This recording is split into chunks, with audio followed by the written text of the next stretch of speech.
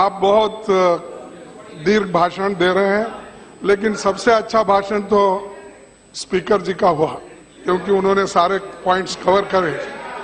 लेकिन ये जो सोशलिस्ट और सेक्युलर वर्ड्स है, ये नए जो जुड़े गए 1942 अमेंडमेंट्स के तहत, इस पे आपकी थोड़ी आपत्ति है। लेकिन मैं आपसे कहना चाहता हूं, डॉक्टर बाबा साहब Ambedkar socialist word, secular word डालना चाहते थे, लेकिन उस वक्त के वातावरण में उनको वो किया नहीं गया। जैसा कि सुने, अरे सुनो, अरे बहुत से लोग आपके भी जैसा कि हिंदू कोड बिल डॉक्टर बाबा साहब अंबेडकर लाना चाहते थे, लेकिन उस वक्त किसी ने अपोज किया। क्या उसके नाम बताऊं मैं पूरे? तो इसीलिए आप वो टीका टिप्पणी करके छोड़ दीजिए। बाबा साहब अंबेडकर का 125वां जयंती हम सेलिब्रेट कर रहे हैं, वो अच्छे बात बोलिए ताकि ऐसे कंट्रोवर्शियल मत हो। डॉक्टर बाबा साहब इस देश से भागना चाहते थे, वो तो मूल भारतीय थे। आप बाहर से आए हैं, ये आर्यन जितने भी है वो बाहर से आए, हम तो मूल भारतीय इस देश में रहने वाले लोग हैं, हम भागने वाले नहीं हैं, इस देश को बचाने वाले लोग। भारत आज तक कितने बार गुलाम हुए, इस बारे में आज चर्चा करेंगे और जानेंगे कि कौन कौन से विदेशी भारत में आए और कब आए और कौन यहाँ आने के बाद चला गया और फिर कौन विदेशी है जो कि आज तक भारत में रह गया। तो अगर हम देखते हैं तो 12 ऐसे ये आक्रमणकर्ता था जो कि बाहर से आया था, उसमें से 2-3 जो है भारत में ही रह गया। तो आज जानते हैं कि कौन कौन से विदेशी लोग भारत में आए और यहाँ पर बस गए हैं और कौन था जो कि चला गया। इस तरह अगर देखते हैं तो 12 है, जिसमें कि पहला है आर्य बाहर से भारत आए थे। इसका नज़रिया देखते हैं, भारतीय कौन है और वे कहाँ से आए। पिछले कुछ सालों में इन सवालों पर होने वाली बहस और गर्मा गई है। हिंदू दक्षिणपंथी मानते हैं कि भारतीय सभ्यता उनसे निकली है जो खुद को आर्य कहते हैं। यह घुड़सवारी करने वाले और पशुपालन करने वाले योद्धाओं और चरवाहों की एक घुमंतू जनजाति थी, जिन्होंने हिंदू धर्म के सबसे प्राचीन धार्मिक ग्रंथों यानी वेदों की रचना की थी। वे कहते हैं कि आर्य भारत से निकले और फिर एशिया और यूरोप के बड़े हिस्से में फैल गए। इसी से उन इंडो यूरोपियन भाषाओं का विस्तार हुआ जो आज यूरोप और भारत में बोली जाती है। एडोल्फ हिटलर और मानव जाति के इतिहास का अध्ययन करने वाले यूरोप के कई लोग 19वीं सदी में यह मानते थे कि आर्य ही वह मुख्य नस्ल थी जिसने यूरोप को जीता है। लेकिन एडोल्फ हिटलर का मानना था कि आर्य नॉर्डिक थे, यानी वे उत्तरी यूरोप से निकले थे। हड़प्पा काल की कुछ नमूना भी, प्रतिमा भी इसके बारे में कुछ तथ्य सामने आता है।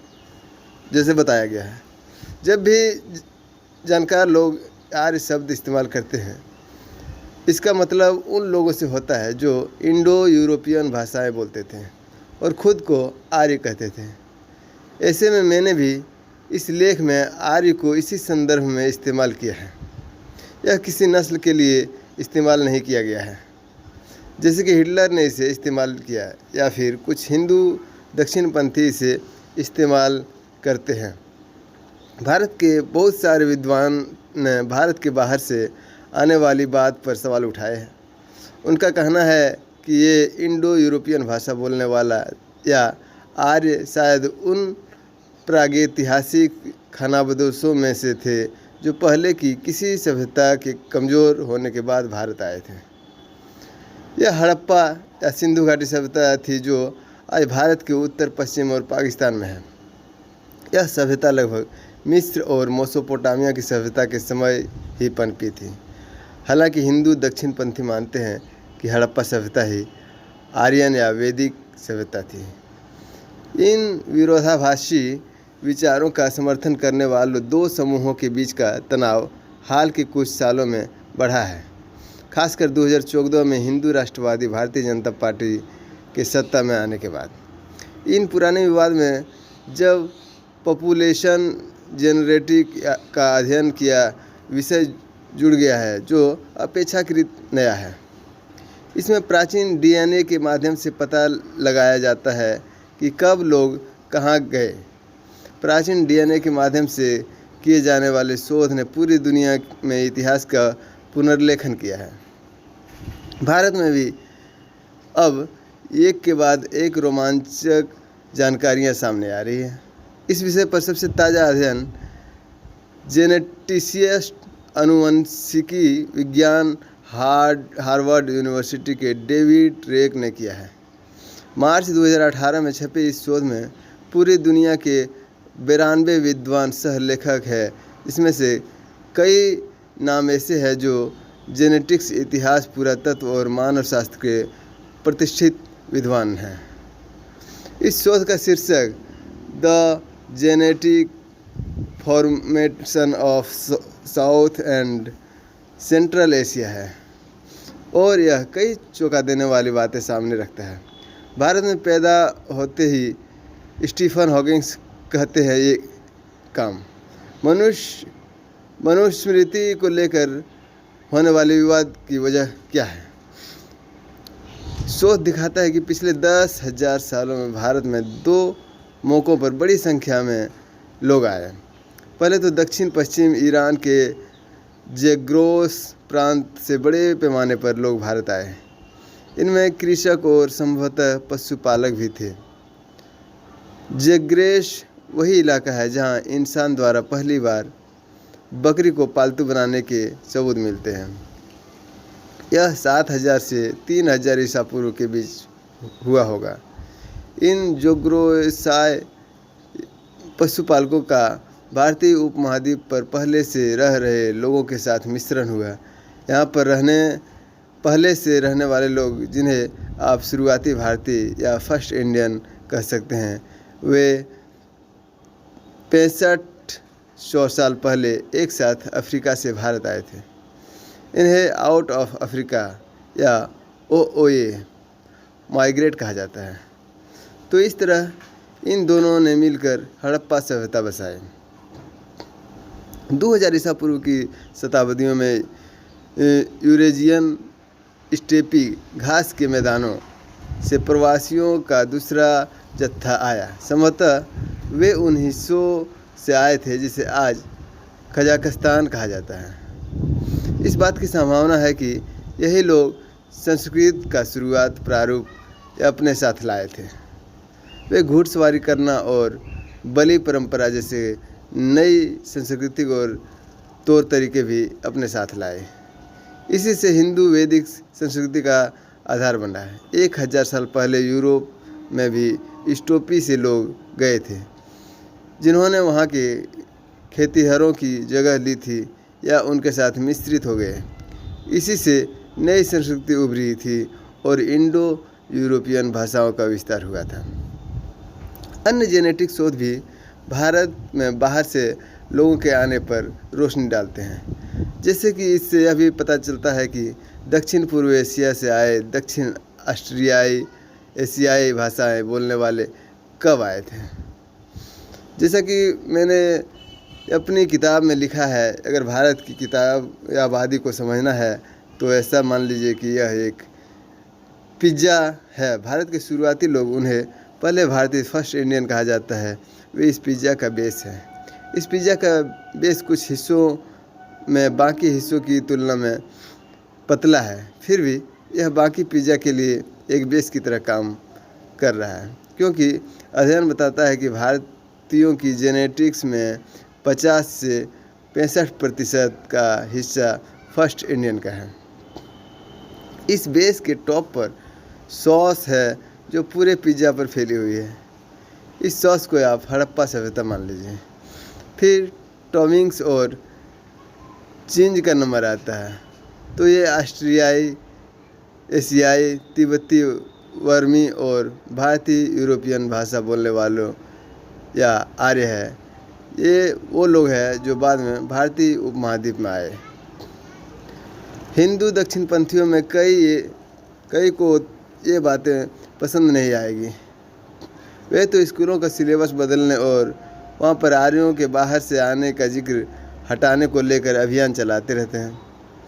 ट्विटर पर इतिहास की बात करने वाले कई प्रसिद्ध दक्षिणपंथी हैंडल भारत में उन प्रमुख इतिहासकारों को निशाना बनाते हैं जो आर्यों को बाहर से आने की सिद्धांत का समर्थन करते हैं। अगर हिंदू राष्ट्रवादियों के लिए यह स्वीकार करना बहुत मुश्किल है कि आर्य भारत के पहले निवासी नहीं थे और हड़प्पा संस्कृति उनके आने से पहले से मौजूद थी, इसका मतलब यह मानना होगा कि भारतीय सभ्यता का उद्गम आर्यों या उसकी वैदिक संस्कृति में नहीं बल्कि कहीं और है। मीडिया में हाल ही में भारत के मानव संसाधन राज्य मंत्री सत्यपाल सिंह का बयान छपा था, जिसमें उन्होंने कहा था कि हमारे बच्चों को सिर्फ वैदिक शिक्षा ही विकसित कर सकती है और उन्हें मानसिक अनुशासन वाले देशभक्त बना सकती है। हिंदू राष्ट्रवादियों के लिए विभिन्न समूहों के मिश्रण का विचार भी पसंद नहीं आता, क्योंकि वे नस्ली शुद्धता को ज़्यादा तरजीह देते हैं। ऊपर से बाहर से आने की थ्योरी आर्यों को बाद में भारत पर अधिकार करने वाले मुसलमानों जैसे कि मुगलों की श्रेणी में डाल देती है।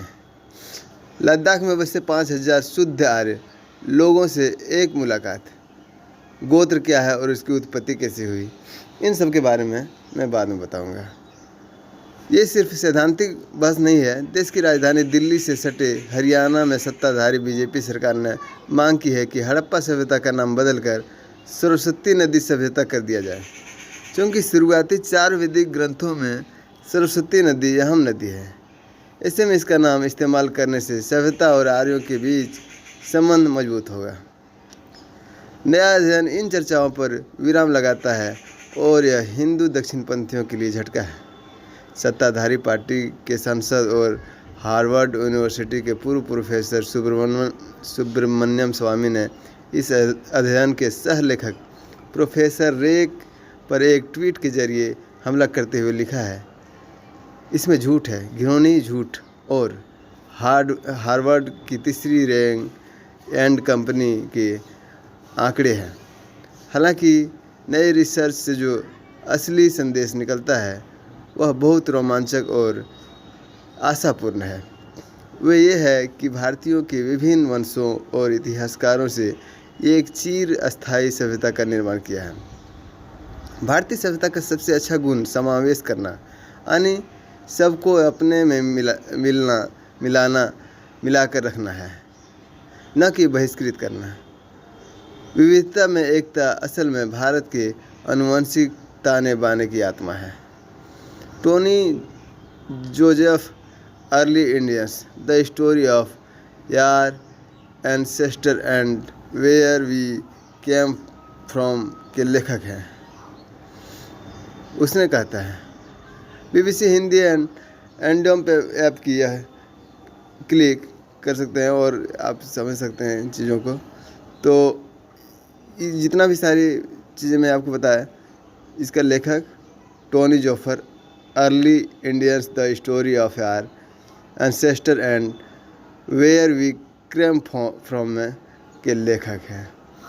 आज के लिए बस इतना ही, आगे देखते रहिए।